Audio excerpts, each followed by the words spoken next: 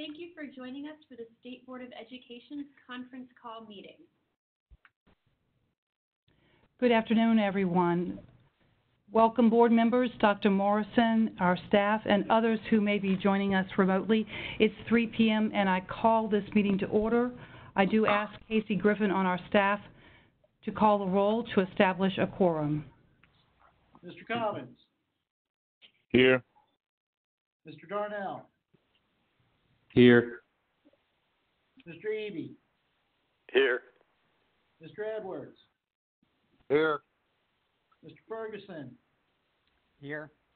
Ms. Kim. Mr. Kraus. Ms. Tucker. Ms. Hartgrove. Here. Madam Chairman, you have a quorum. Thank you, Casey. We have a quorum present and we are duly convened, and without objection, Wendy Tucker is excused from attendance at this meeting. We'll move into item 1, statement of necessity provided by our State Board General Counsel, Ms. Angie Sanders. Thank you, Madam Chair. The State Board is tasked with hearing appeals from a charter school whose charter agreement has been revoked by the local Board of Education.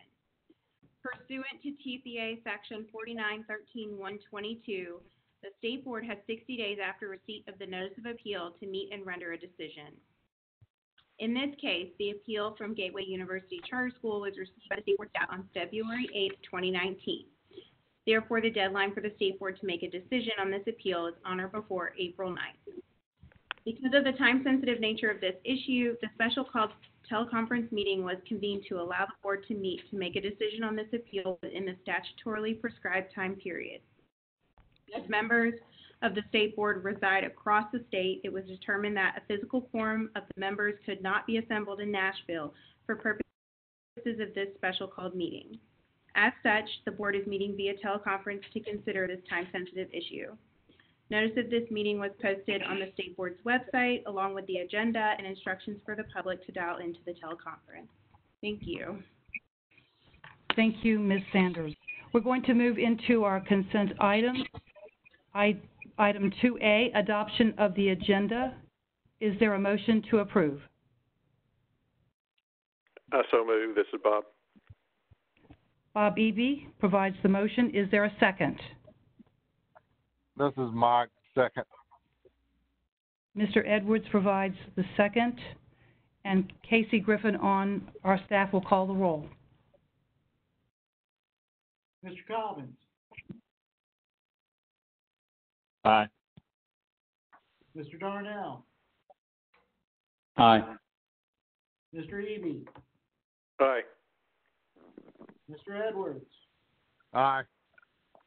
Mr. Ferguson. Aye. Ms. Kim. Ms. Tucker.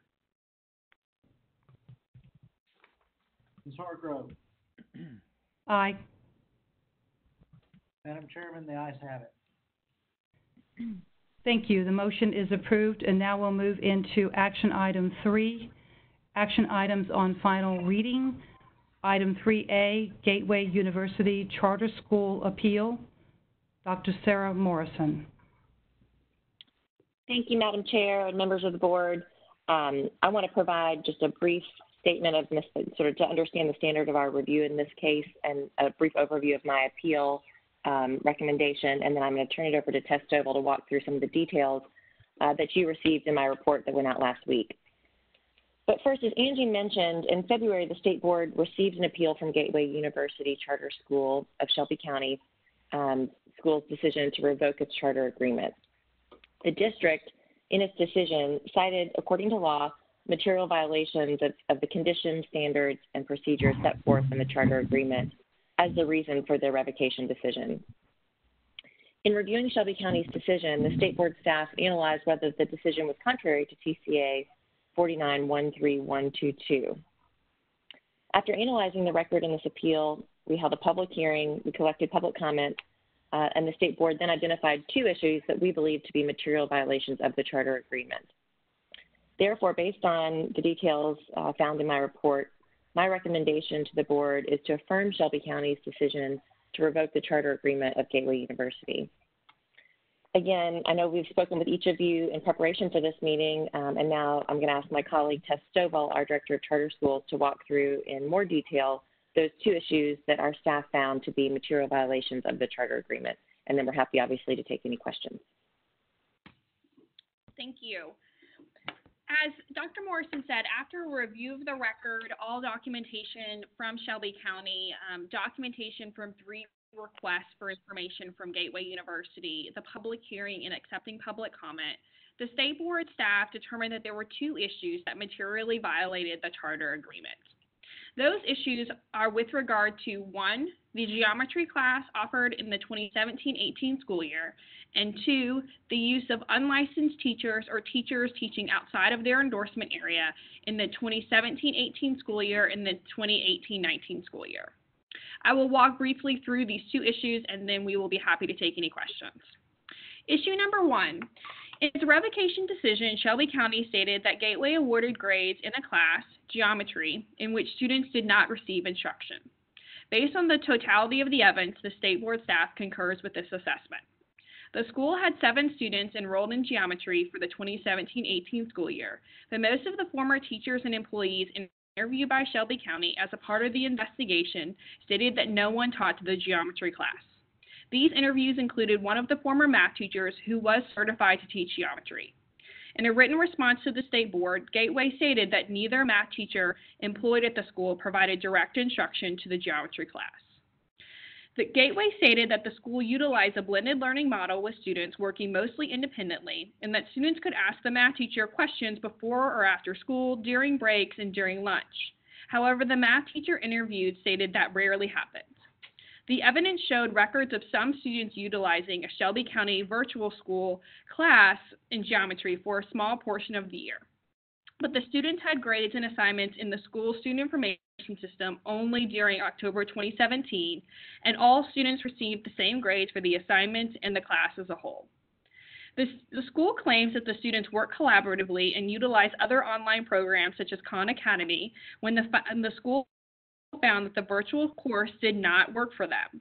However, the school did not provide any documentation of student coursework or progress on any other online platform when requested by the State Board. Therefore, the State Board could not find evidence of consistent ongoing instruction for the geometry students throughout the 2017-18 school year, or how the students' grades were determined outside of the assignments in October 2017. In conclusion, the State Board staff concurs that with Shelby County's assessment that Gateway awarded grades in a class in which students did not receive instruction. Issue number 2. In its revocation decision, Shelby County states that in the 2017-18 school year, Gateway relied on uncertified teachers, particularly in English 1 and World History and Geography. Based on the totality of the evidence, the State Board staff agrees with this assessment and also determined that this issue persists into the 2018-19 school year. There is evidence that Gateway struggled with retaining teachers and recruiting replacement teachers during the 2017-18 school year, which was the school's first year of operations. Beginning in November 2017 through May 2018, the minutes from the governing board meetings reference teacher vacancies and recruitment efforts. Gateway states that it had a certified English 1 teacher through February of 2018, but it was unable to find a replacement after that teacher left. In order for the students to be able to take the English 1 end-of-course exam, a special education teacher was listed as a teacher of record in the school student information system, but a long-term substitute was actually teaching the class. 2 teachers who were licensed were listed in the school student information system as the teachers of record for the World History and Geography classes, but the classes were actually taught by a long-term substitute beginning in September 2017 through May 2018. In October of 2018, Shelby County notified Gateway that 4 individuals listed in the school student information system were out of compliance regarding teacher licensure and endorsement area. Gateway stated that it applied for waivers for all 4 individuals from the Department of Education in November 2018, but no waivers have been granted at this point. When the State Board requested Gateway provide a comprehensive list of employment dates for all teachers at the school during the 2018-19 school year, the State Board confirmed that The school had unlicensed teachers teaching classes. The school had teachers teaching outside of their endorsement area in courses with an end-of-course exam, which is against state law. And the school continued to employ a teacher whose license had been revoked by the state board for 3 months after the revocation. Therefore, the state board staff concurs with Shelby County's assessment regarding Gateway's failure to comply with teacher licensing requirements in the 2017-18 and the 2018-19 school years. Based on the totality of the evidence, Dr. Morrison's recommendation, again, is to affirm Shelby County's decision to revoke the charter agreement for Gateway University. And at this point, I will pause, and we would be happy to take any questions.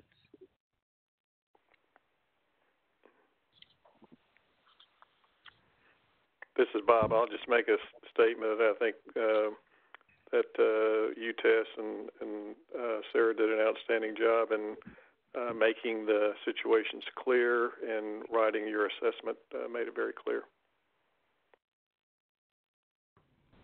Are there any other comments or any questions? This is Daryl. I have I guess it's a comment and a question. In my preparation call with the staff, one of the questions that I had was about an LEA's, I won't call it obligation, but responsibility in some way to supervise, monitor, advise, counsel startup charters in maybe the first few years, and whether there's is that a district level decision, or is that a policy that we could put in place? I'm just asking this to get clarity on what mechanisms we have to facilitate new charters having some level of oversight or support from an LEA so that things don't go haywire. And understanding that the ultimate responsibility is on the board and the governance structure associated with the charter. But I just think that there should be some periodic checkpoints at which things can get caught and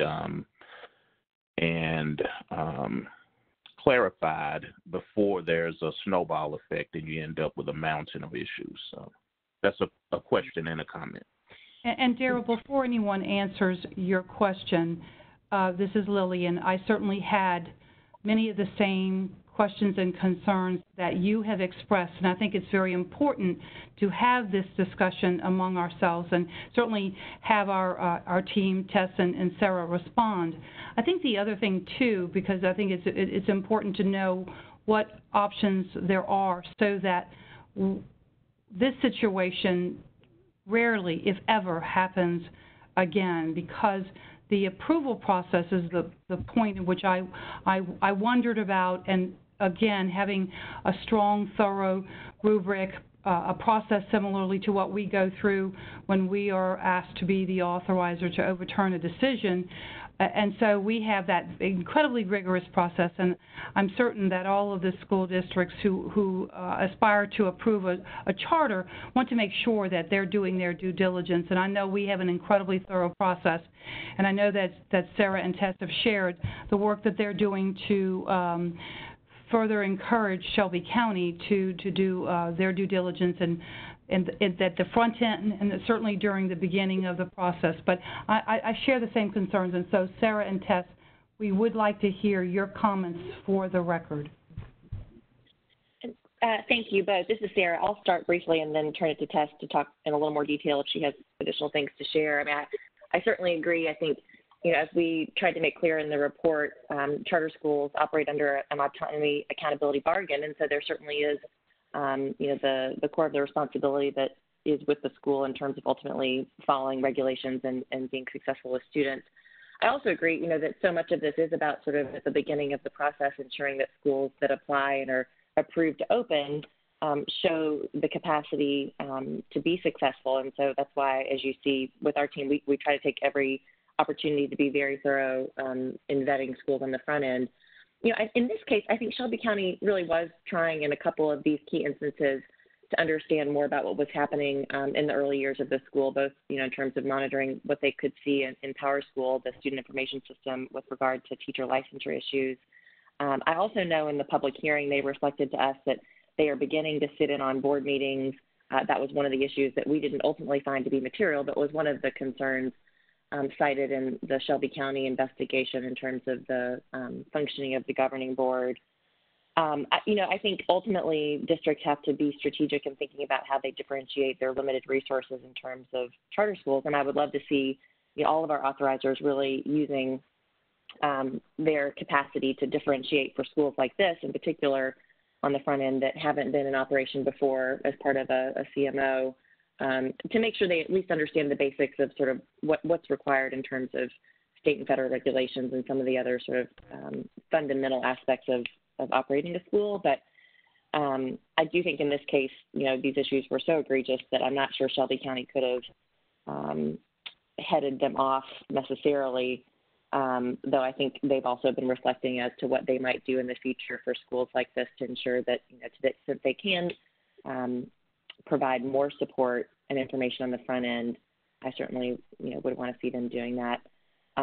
Tess, do you have additional thoughts you want to share in terms of the two questions?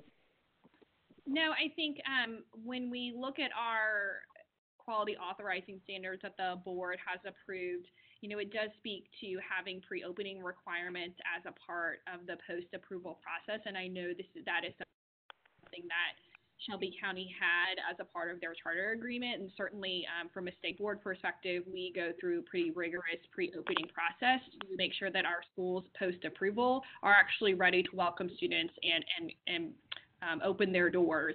And I think just concur that I do think, when we looked back at the record, we saw that Shelby County had notified the school in October of 2017 regarding licensure compliance issues.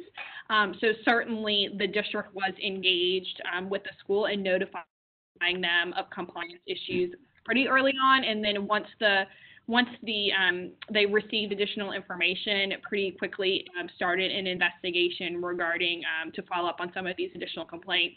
I will also say that many of these issues are quite nuanced and, would take some untangling of the weeds if in order to really get a full view pretty quickly, unless you're kind of tipped that something strange is happening. But I will say, ultimately, the success of the school is vitally important. And I think, when we were working through this issue, recognize that it's incredibly challenging for the parents, the families, and the teachers in the school to be at a place where it's in year 2 of operation. And now, the Dr. Morrison's recommendation is to revoke the charter school. So certainly I think I speak for, I know, the team at the state board and likely the members about, certainly we do not take this situation lightly. Just the last thing I would say is just concur with Sarah around the capacity it takes to be a quality authorizer. And, especially now that there is the collection of an authorizer fee, really, helping, districts and even ourselves when we're thinking about quality authorizing that, in order to be a quality authorizer, you are required to be engaged with your schools. And I think we're seeing that play out because some of these issues are pretty minute, and being engaged will lead you to kind of uncover some things that if you were not an engaged authorizer, you may not see on first blush. This is Bob. I have a question. I certainly share Daryl's comments. And is there anything like an organization of Tennessee charter schools where you can do sharing of lessons learned and helping out like that, or is it just pretty much up to the autonomy of the individual schools? Is there any organization to do that? So there is the Tennessee Charter School Center, which is an organization within Tennessee that has done some work with charter schools. And so I think there are some resources available through that organization and through others. I know nationally there's a lot around how to build a strong governing board, how to access curriculum. So certainly I think there are those resources available. And especially when we're looking at a new start operator that is not a part of a larger charter management organization, certainly, making sure that they're kind of they are availing themselves of those resources, because we do know how difficult it is to get a single site operation up and going very quickly. That is a heavy lift. Are there any other comments or questions? Just one additional comment. I think, and I appreciate the comments of the staff, and I agree wholeheartedly, and I certainly don't minimize, especially for Shelby County, having, roughly 63 or so charter schools, and, I think they just approved 9 new ones recently, so probably more than any other part of the state, they have a large task ahead of them to manage as an authorizer. And I just want to, be on record as saying that I understand that challenge and don't minimize it at all. But definitely would like to see, at least for new charters, a set of guidelines that maybe provide some monitoring and oversight and guidance, to Bob's point, as far as lessons learned, to provide them with some type of roadmap of things to do and also things not to do to avoid this issue in the future. So, thanks, Daryl. This is Sarah. We would certainly agree, and we'll take that to heart. This is Mike. I hesitate to say it, but really, I understand that charters do need people, the district, any associations to help them work through the nuances of running a charter. But we ought to expect if an institution or an organization wants to get into the charter business, whether they're large or they're a single operation, at minimal, they ought to understand what is required of public education of which they're part of. They ought to, at minimum, understand that there is, and be accountable for teachers that are endorsed, that you really can't give grades to people who haven't taken a course. It's some of this stuff really should not have even been on Shelby's plate. I mean, it's sort of like, dang, folks, this is kind of Ned and the Primer logic. Well, and Mike, everybody's points are well taken, and I think it gets back to part of the earlier conversation around in the beginning, when you are approving, when you are authorizing a charter, you have to do your due diligence to know that they are going to be a quality charter school. You obviously want to enter into that agreement, that arrangement from the get-go, knowing that they're ready and that they're prepared. And to your point, Mike, it is incumbent upon the charter to be prepared for what they're being entrusted with doing. And so that students who are caught, and parents, families who are caught in the middle of all this, when things don't go the way that they're intended to go, then we're all feeling the effects of that. But more importantly, the effects on those children who have been taken out of their previous environment, put in this one, and maybe like certain aspects of what they're experiencing here. So nonetheless, every time this happens, we're putting children in the middle of all this. So at the beginning, whether it's us authorizing or it's an LEA, everybody has to do their part, their due diligence. But it is incumbent upon the charter to do their part. They should be ready and prepared so that we're not put in this situation. You know, I can say, and I've said it to Tess and to Sarah, concerned for the work that we have to do because we're put in this position. We're put in this situation, and we accepted it. And we take it on responsibly, but we want everybody to do their part along the way. So with that being said, I'm going to stop. Are there any other comments, questions before I ask for a motion?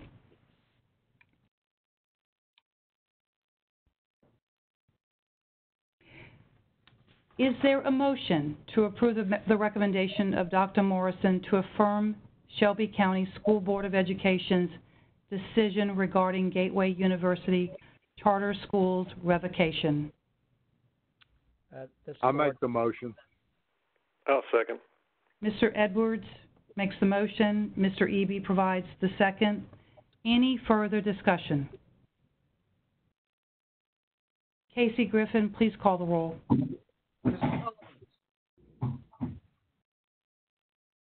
Mr. Cobbins, Aye. Mr. Darnell, Aye. Mr. Eby, Aye. Mr. Edwards, Aye. Mr. Ferguson, Aye. Ms. Kim, Ms. Tucker, Ms. Hargrove. Aye. Madam Chair, the ayes have it. Thank you, Mr. Griffin. Motion is approved. Thank you all very much for your very thoughtful discussion, your comments, and your questions. But before we adjourn, are there any comments from the board members? Thank you all for your participation today. We do have our next board meeting coming up in person, May the 31st in Nashville. Thank you all again, and without objection, we are adjourned. Thank you. Thank you. Thanks, everyone.